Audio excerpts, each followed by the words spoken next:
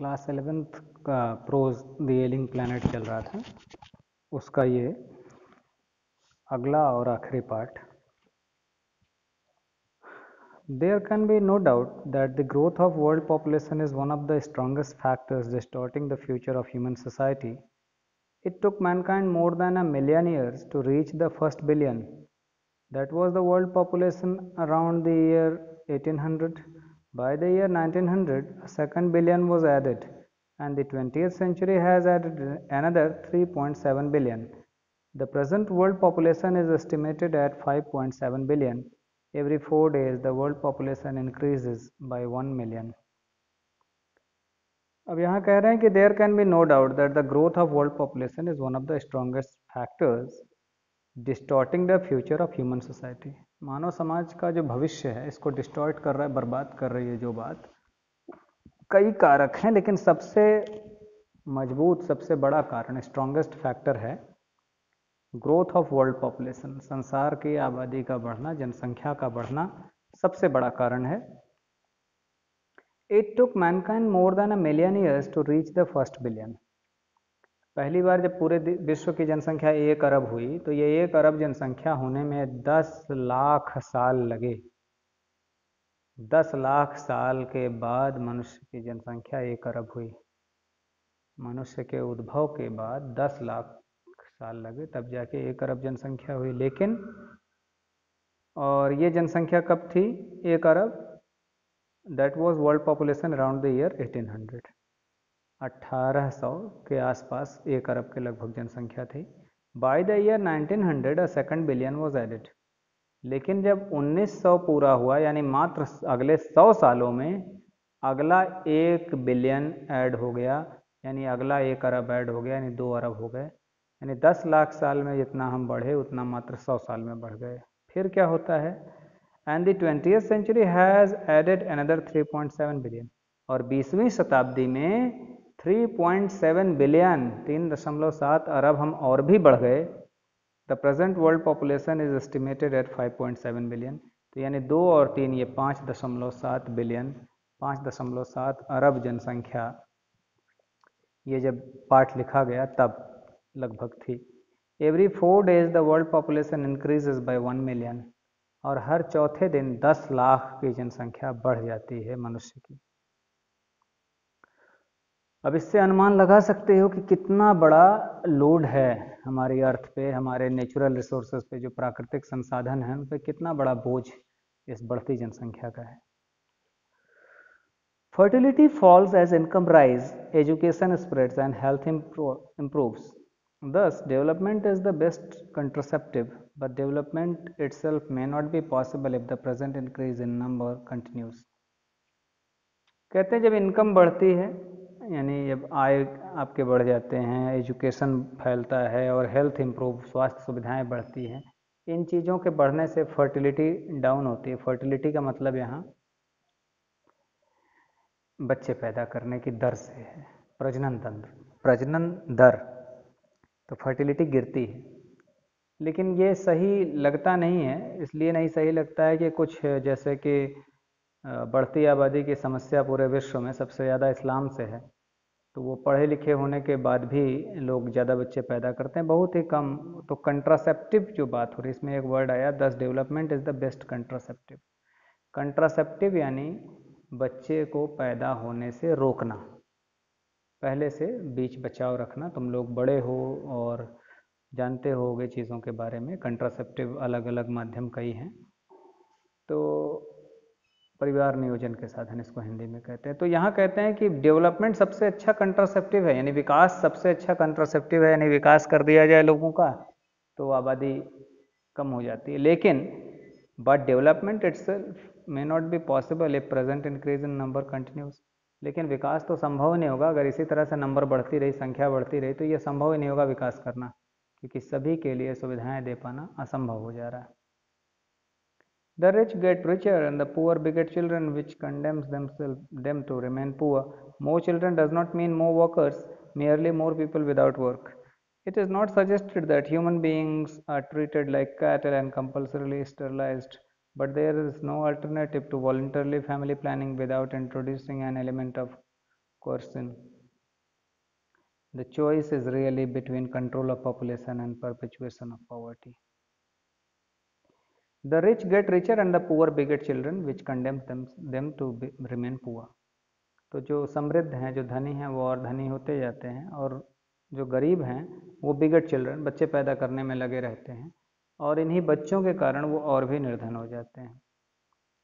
अच्छा, गरीबों के मन में एक विचार और रहता है कि जितने हाथ उतने काम, जितने लोग रहेंगे सब कमा कमा के देंगे, लेकिन होता क्या है, कहते हैं more children does not mean more workers. ज़्यादा बच्चे का मतलब ये नहीं कि ज़्यादा काम करने वाले, बल्कि merely more people without work, बल्कि इसका ये मतलब है कि अब ज़्यादा लोग हैं जिनके पास कोई काम नहीं होगा।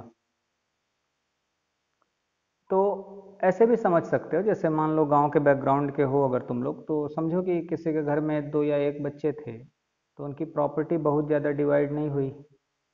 मान लो खेती बाड़ी ही थी, किसी के पास 5 बीघे खेत थे, तो तुम देखोगे समृद्ध कौन है, जिनके बच्चे कम थे। जिन्होंने 10-10, 20-20 पैदा किए, वो 1 बीघा खेत है तो 10 बटा तो ख़त्म हो गया काम। अगली बार 2-2 बच्चे भी हुए तो ख़त्म। फिर वो कहीं ना कहीं मजदूरी करेंगे, कबाड़ तोलाएंगे, चोरी करेंगे, अपराध में। देखो, अपराध में भी ज़्यादातर बच्चे ऐसे ही जाते हैं कि जिनके यहाँ ज़्यादा बच्चे हैं, ये भी एक आंकड़ा है। इनकी जनसंख्या इस तरह अनर्गल बढ़ रही है, अपराधी वही हैं, हत्यारे, लुटेरे, नशे के कारोबार, चोरी का कारोबार, सब इन्हीं के हाथों में है। इनका आबादी पे अपना कंट्रोल नहीं है। फिर यहाँ ये कहते हैं, it is not suggested that human beings be treated like cattle and compulsorily sterilised. तो जैसे कैटल्स होते हैं, पशु होते हैं, हमारे यहाँ पशुओं की क्या है कि हम अनिवार्य रूप से बधियाकरण करते हैं। स्टरलाइज मतलब बधियाकरण या नसबंदी, उसको समझो। इसका अर्थ ये होता है कि अब वो बच्चे नहीं पैदा कर पाएगा। जैसे हम पहले बैलों का हम उपयोग करते थे ना, अपने हर खेती के काम, घरेलू काम में बैलों का बड़ा उपयोग था। अब तो मशीनें आई, तो हम जो ये बछड़ा होता था इसको हम स्टरलाइज्ड कर देते थे, इसको नसबंदी इसकी कर देते थे कम समय में, बचपन में ही। तो ये बैल बनता था बड़ा होके। तो कह रहा है कि कैटर कि हम ऐसा नहीं कहते कि मनुष्यों के लिए भी ऐसा अनिवार्य रूप से लागू किया जा सके, इनको पशु तो नहीं समझा जा सकता, but there is no alternative to voluntary family planning without introducing an element of coercion. तो कहते हैं कि फैमिली प्लानिंग यानी परिवार नियोजन की जो है, बहुत ज़्यादा इसका मतलब नहीं होगा जब तक कि इस पर बल प्रयोग ना किया जाए। थोड़ा सा ज़बरदस्ती हम नहीं करें तो मतलब नहीं हो पाएगा, क्योंकि भारत जैसे देश की हालत देख ही रहे हो तुम लोग कि आबादी जिस तरीके से बढ़ती जा रही है कि कोई भी सुविधा, कोई भी चीज़, जैसे अभी प्रधानमंत्री बांट रहे हैं मुफ्त में घर, मुफ्त में राशन, मुफ्त में शौचालय, कितनों को देंगे, पैसा आएगा कहाँ से? ये 2 बच्चे 1 बच्चे वाले टैक्स भर रहे हैं और 10 बच्चों वालों को मुफ्त में चाहिए, कहाँ से दिया जाएगा? और 10 बच्चे वाले बड़े खुश होते हैं कि 4, 6, 10 पैदा कर दिए, खुश हैं, हमें मुफ्त में मिल रहा है, हम तो गरीब बने रहेंगे, हमें फ्री में सरकार देगी। लेकिन वो ये नहीं सोचते कि ये 2 बच्चे वाले धीरे धीरे जो समृद्ध हैं छोड़ छाड़ के चले जाएंगे, देश ही छोड़ देंगे, क्योंकि उन्हें नरगल लूटा जाएगा, तो क्या करोगे? बिल्कुल ऐसे ही समझो कि तुम जैसे पेड़ पौधों पे अपना अधिकार जताते हो कि हम तो हैं, हम तो इन्हें काटेंगे, लूटेंगे, खाएंगे, लेकिन कल क्या होगा? कल ये भी तो ख़त्म होंगे ना। तो कब तक टैक्स पेयर मरता रहे? जो डायरेक्ट टैक्स देते हैं उनके ऊपर बहुत बड़ा लोड है, विकास हो नहीं पा रहा है, क्योंकि मुफ्तखोरों की पूरी फौज खड़ी है देश में। ये पूरे वर्ल्ड की प्रॉब्लम है, लेकिन अपने इंडियन कॉन्टेक्स्ट में ऐसे समझो कि हमारे यहाँ मुफ्तखोरों की लंबी लंबी बिल्कुल कतार है, बहुत ही लंबी भीड़ है, भयानक भीड़। इवन गांव में अगर कोई आदमी कोई जानकारी लेने के लिए चला जाए, जनगणना करना चला जाए, तो मुफ्तखोरी की हालत ऐसी है कि गांव वाले पहले पूछते हैं कि क्या मिलेगा। They are not interested in the facts कि किस काम से आया, क्या जानना चाह रहा है। पहला उनका क्वेश्चन होता है कि मिलेगा क्या, यानी फ्री में चाहिए। ये मुफ्तखोरी की आदत बड़ी बुरी है। हमारी सरकारों ने भी ऐसा किया कि हमारे अंदर इस चीज़ को नहीं जागृत कर पाए कि हम खुद चीज़ों को प्राप्त करें। हमें फ्री की आदत बढ़ती जा रही है, और जो ज़्यादा बच्चे पैदा करेगा उसे फ्री की आदत इसीलिए ज़्यादा है तो मुफ्त में राशन ज़्यादा मिलेगा, ज़्यादा है तो मुफ्त में शौचालय ज़्यादा मिलेंगे, ज़्यादा है तो घर ज़्यादा मिलेंगे। लेकिन कहाँ से, ये कोई नहीं पूछता। विकास होगा कहाँ से? या तो मुफ्त में ले लो या तो फिर डेवलपमेंट ले लो, क्योंकि वो टैक्स के जो पैसे जाते हैं उन्हीं से सड़कें बनेंगी, बिजली पानी की व्यवस्था होगी, सुरक्षा की व्यवस्था होगी, और या तो फिर मुफ्त में शौचालय और घर बांटे जाएंगे, राशन बांटे जाएंगे, भत्ते बांटे जाएंगे, पेंशन बांटी जाएगी। खैर, कहते हैं कि नो अल्टरनेटिव है, वॉलेंट्री यानी स्वेच्छा से परिवार नियोजन का कोई मतलब नहीं निकलेगा जब तक थोड़ा सा इस पर कोerसन यानी बल प्रयोग न रहे, थोड़ा कानून का डर न रहे। कई देशों ने अनिवार्य कर दिया फैमिली प्लानिंग, चाइना वगैरह में तो बिल्कुल कंपलसरी हो गया। आप अगर ज़्यादा बच्चे, आपके पास 1 से ज़्यादा बच्चे, आप टैक्स भरते हैं, आपको कोई सरकारी सुविधा नहीं मिलती, बिल्कुल वंचित कर दिया जाता है। और ये होना भी चाहिए। धरती पे बोझ जब आप बढ़ाते जाएंगे देश पर, तो अच्छे लोगों ने ठेका नहीं ले सक रखा है ना ऐसे लोगों का, तो ये होना चाहिए। The choice is really between control of population and perpetuation of poverty. अब चुनाव करना है भाई, कि या तो भाई तुम पॉपुलेशन को कंट्रोल करोगे या तो फिर गरीबी को बढ़ने दोगे। गरीबी तभी तो कम होगी जब पॉपुलेशन कंट्रोल रहेगा। अगर पॉपुलेशन कंट्रोल रहता तो हम अब तक कब के डेवलप्ड हो गए होते। हमारे हमारे अपने देश की बात की जाए तो अगर हमारा पॉपुलेशन कंट्रोल्ड रहता तो हम कब के डेवलप्ड हो गए होते। बगल में ही एक राष्ट्र है पाकिस्तान, देख लो पॉपुलेशन के मारे इसकी हालत क्या है। सारे संसाधन खत्म है, भूखमरी के शिकार हैं लोग। और कई देशों में ऐसा हो चुका है कि मुफ्तखोरी की आदत जनता को इतनी पड़ी कि ढेर सारे देश, तुम लोग गूगल करो, कि वो फ्री में बांटते बांटते सरकारों ने पूरी अर्थव्यवस्था ध्वस्त कर दी और वो देश आज भूखमरी के कगार पे हैं। एक ब्रेड के टुकड़े के लिए हत्या हो जा रही है, ढेर सारी बुराइयाँ। यहाँ तो बिल्कुल प्लैनेट की बात हो रही है, पृथ्वी की बात हो रही है। लेकिन अभी तो मैं भौतिक चीज़ों का उदाहरण इसलिए दे रहा हूँ कि अपने आसपास आंखें दौड़ा कर देख लो, अपने आसपास देख लो। जिसके अच्छे मकान हैं, जिसकी खेती बाड़ी अच्छी है, तुम देखोगे पाओगे तो उनके माता पिता दादा दादी ने एक आध या दो बच्चे पैदा किए, तो वो प्रॉपर्टी उनकी बची हुई है, बनी हुई है। छोटा सा एग्जाम्पल। और वो नुकसान भी कम करेंगे, वो जागरूक होंगे। देखोगे वो लोग प्रदूषण भी कम फैलाएंगे, वो धुआं भी कम फैलाएंगे, वो पेड़ पौधे कम काटेंगे, बल्कि वो लगाएंगे, वो पर्यावरण में योगदान देंगे। वो लोग हमेशा कुछ अच्छा करेंगे देश के लिए, समाज के लिए। दान पुण्य भी वही लोग करेंगे। बाकी तो सबको लेना है, लेने वाले ज़्यादा हो गए, देने वाले कम होते जा रहे हैं। The population of India is estimated to be 920 million today, more than the entire population of Africa and South America put together. अब देखो, अफ्रीका और साउथ अमेरिका दोनों का पूरा पॉपुलेशन एक साथ ला के मिला दो तो उससे भी ज़्यादा पॉपुलेशन भारत की है, 920 मिलियन। ये तब जब ये लिखा जा रहा था पाठ, अब तो हम 1.5 अरब के आसपास हैं। No one familiar with the condition in India would doubt that the hope of the people would die in their hungry hutments unless population control is given topmost priority. तो इस चीज़ पे जो भारत की दशा होगी आने वाले समय में, कि लोग भूख से मरने लगेंगे अपनी झुग्गी झोपड़ियों में।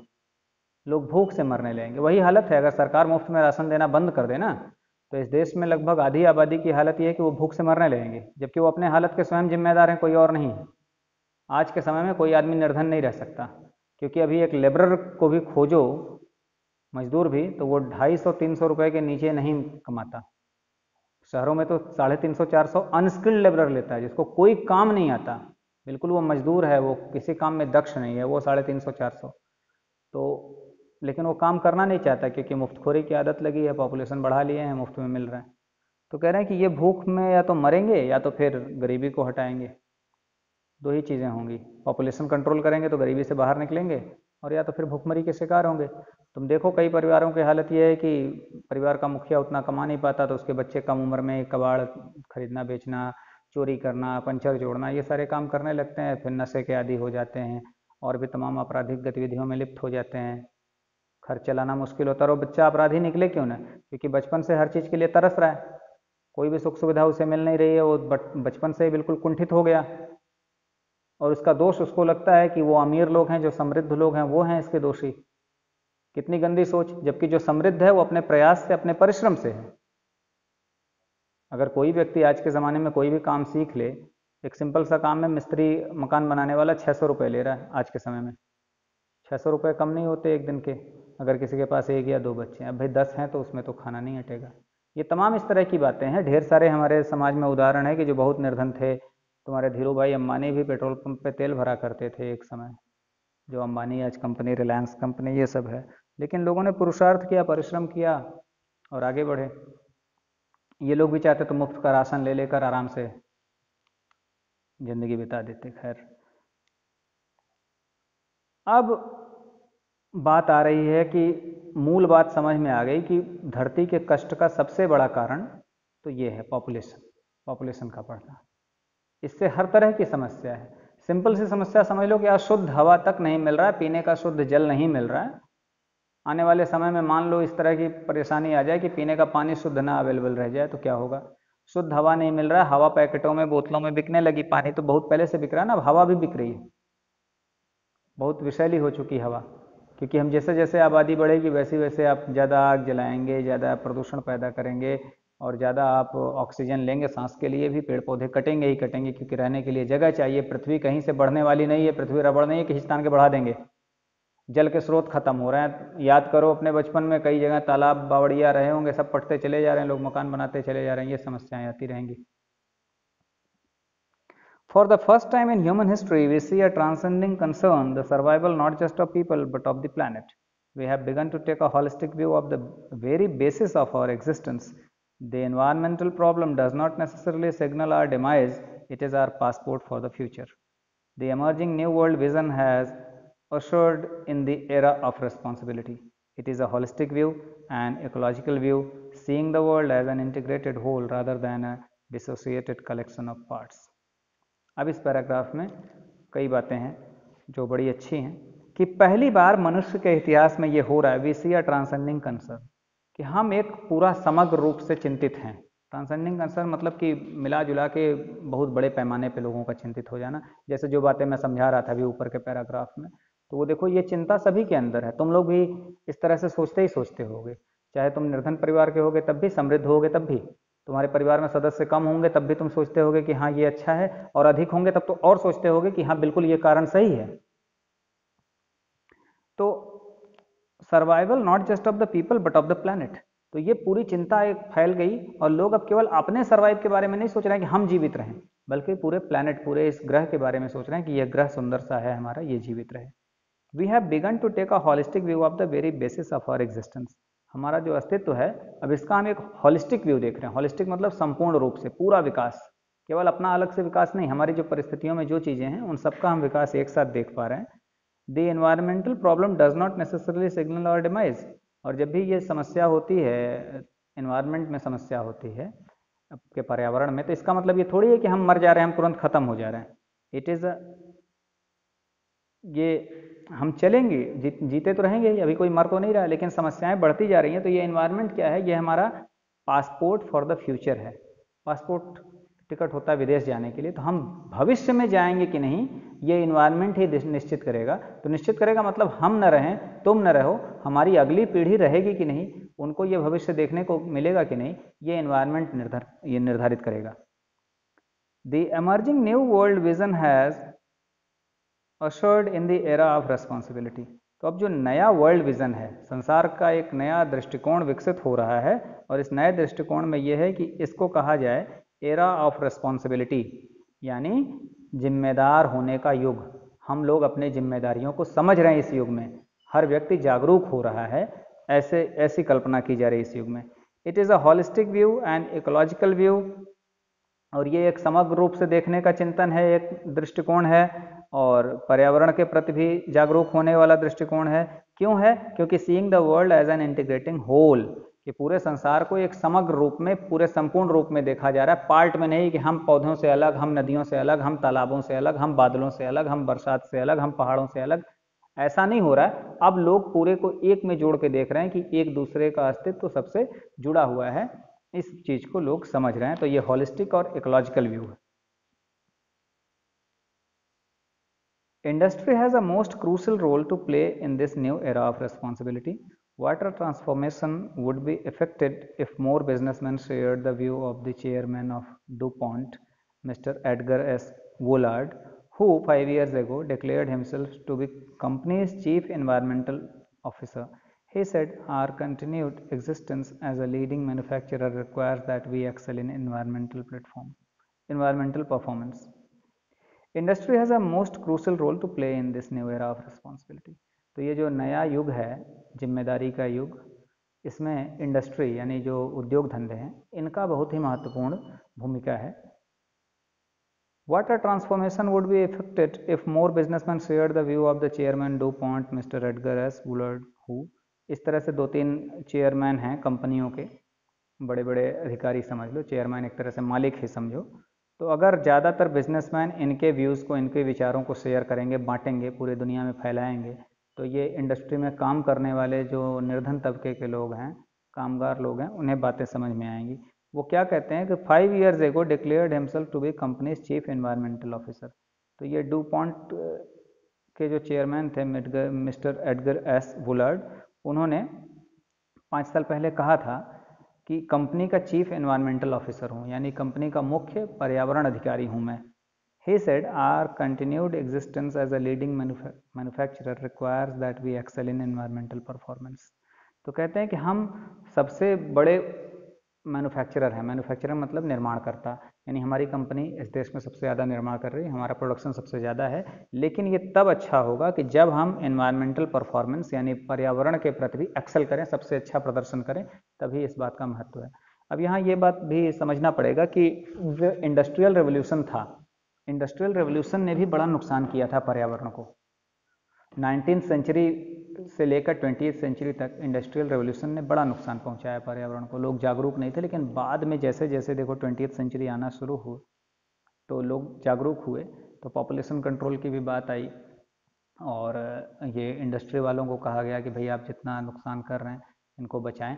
अभी अपने ही देश में देखो कि गंगा में यहीं कानपुर है तुम्हारे पास में जिला, कानपुर में गंगा नदी के किनारे किनारे चमड़े की टेनरियाँ हैं और वो बिल्कुल गंदा पानी गिरा के कानपुर में गंगा को तो बिल्कुल एक विषैली नदी बना दे रहे थे, इतना उसमें विष डाल रहे थे। तो एक पूरा का पूरा इसका इकोसिस्टम बर्बाद था। अब जाके उसको सरकार ने रोका है, काफ़ी हद तक उस पर सफलता भी मिली है। ऐसी तमाम चीज़ें हैं कि लोग कर देते हैं। तुम लोग भी प्रयास ये किया करो कि अपने आसपास कोई जल स्रोत है उसको बिना मतलब प्रदूषित मत करो, प्राकृतिक चीज़ों का दोहन कम से कम करो, जहाँ एक पत्ते से काम चल जाए वहाँ दो मत तोड़ो, अनावश्यक पेड़ पौधों को मत काटो। ये तमाम बातें, क्योंकि एनवायरमेंटल परफॉर्मेंस में जागरूकता बिजनेसमैन को फॉलो करते हैं छोटे लोग, इसलिए कह रहे हैं कि अगर ऐसा सभी लोग करें। Of all the statements made by Margaret Thatcher during the year of her prime ministership, none has passed so decisively into the current coin of English usage as her felicitous words, "No generation has a freehold on this earth. All we have is a life tenancy with a full repairing lease. In the word of Mr. Lester Brown, we have not inherited this earth from our forefathers. We have borrowed it from our children." अब ये आखिरी concluding paragraph में बहुत ही गजब की बात है। Margaret Thatcher जब प्रधानमंत्री थी तो इंग्लिश भाषा में कह रहे हैं कि नए समय में जैसे कि किसी की कही हुई बात को बहुत ही कम लोग भाषा में लोकप्रिय हो पाती है ज्यों की त्यों, लेकिन कुछ बातें इतनी अच्छी होती हैं कि वो लंबे समय तक चलती रहती हैं। जब वो प्राइम मिनिस्टर थे तो उन्होंने इस तरह की बात की थी, जो स्टेटमेंट्स उन्होंने दी थी मार्गरेट थैचर ने, तो वो करंट इंग्लिश में उनको बिल्कुल यूज़ करते हैं लोग। अब भी उनका उदाहरण देकर ये बोल देते हैं, इतना सटीक है वो। वो कहती हैं कि no generation has a freehold on this earth. किसी पीढ़ी का धरती पर फ्री होल्ड मतलब पूर्ण नियंत्रण नहीं है। जैसे हमारी पीढ़ी, फिर हमारे पहले की पीढ़ी यानी पिताजी की पीढ़ी, उसके पहले दादाजी की पीढ़ी या हमारे आने वाले बच्चों की पीढ़ी। तो कहने का अर्थ यह है कि किसी पीढ़ी का ये पूरा अधिकार नहीं है धरती पर। All we have is a life tenancy. Tenancy मतलब किराएदार रहना, भाड़े पर रहना। जैसे हम किसी के मकान में भाड़े पर रहते हैं तो हम भी यहाँ जीवन भर के लिए भाड़े पर रहने आए हैं, ये हमारा अपना नहीं है, हम इसको नष्ट नहीं कर सकते, ऐसा। With a full repairing lease, और भाड़े के घर पे रहते हैं तो उसका भी नियम है फुल रिपेयरिंग। अब देखो वहाँ का नियम था इंग्लैंड का, यहाँ तो पता नहीं है कि नहीं कहीं कहीं, कि आप उस मकान पे रह रहे हैं तो जो टूट फूट होगा, जो नुकसान होगा आपको करना है। तो ये धरती हमारे घर जैसा है, हम यहाँ पे किराएदार हैं, तो इस धरती पर जो हमारे कारण से नुकसान हो रहा है हम उसको रिपेयरिंग भी करना है, लीज यानी ऐसी शर्तों के साथ हम बंधे हैं।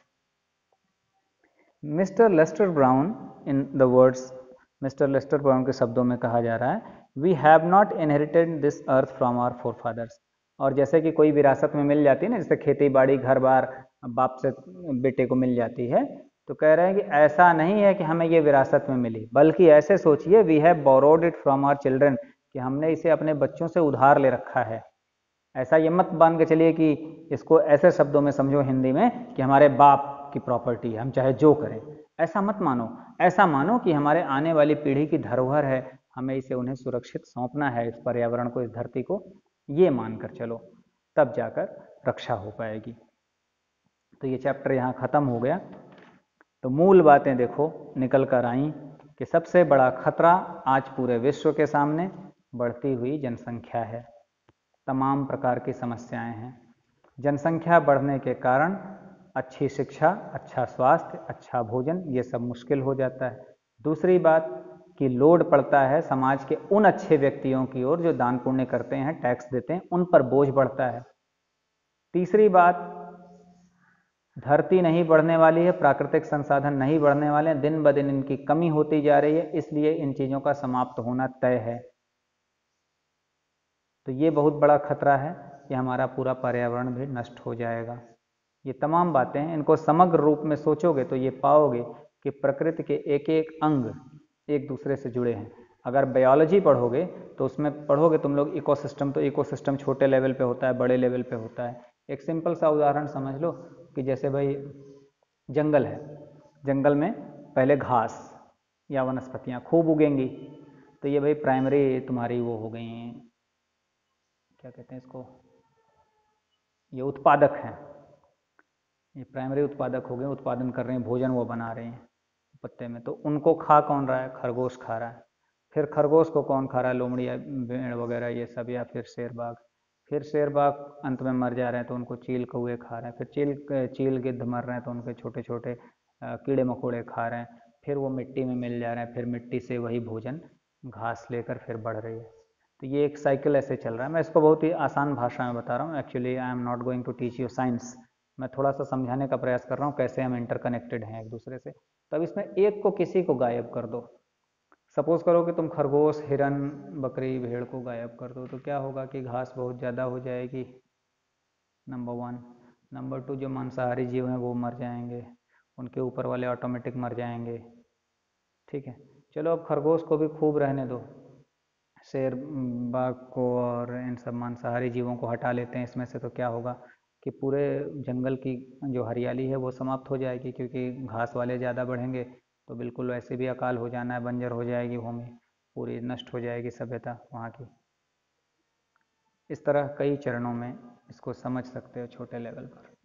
तो मैं भी ये चाहूँगा कि तुम लोग इस मामले में जागरूक बनो। अभी तुम ही लोग हो जो भविष्य में इस देश को, इस समाज को दिशा दे सकते हो। ऐसा करो, और ये जागरूकता बचपन से आ सकती है। खूब पेड़ पौधे लगाओ, प्रकृति के साथ कोई छेड़छाड़ ना करो, प्रकृति के विरुद्ध कोई कार्य ना करो, जहाँ जो चीज़ें हैं उनको संरक्षित रखने का प्रयास करो। ठीक है, इसके क्वेश्चन आंसर्स देख लेना। धन्यवाद।